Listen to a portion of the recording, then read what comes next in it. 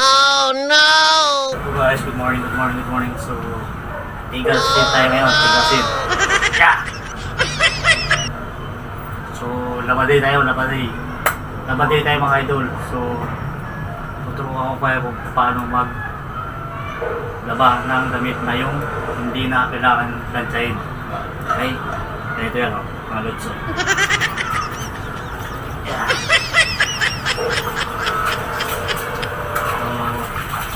Yeah. So, ganyan nila yung mga lods.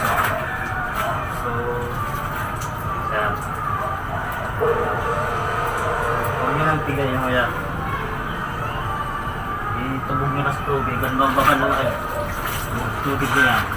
Huwag na sa tubig. So, huwag nyo tigay niyan. Diba? Para di magusot. Pag tigay nyo kasi yan, magugusot siya rin. So, huwag nyo nang tigay yan. Ilubog nyo lang sa tubig.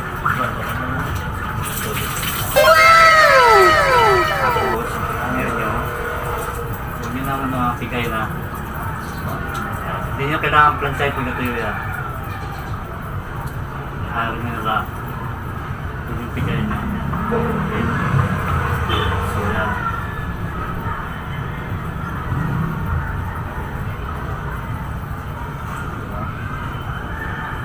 Hindi nyo kailangan ng plansay pag natuyo.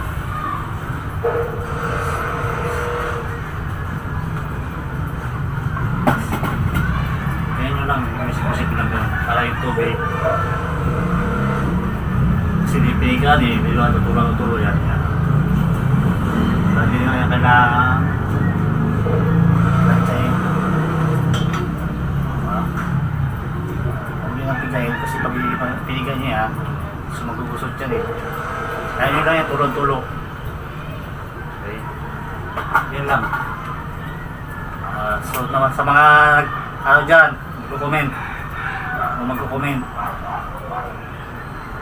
kung yung mukha ko pa-planchain ganyan na talaga yung mukha ko hindi ako bago sa mukha ko yun na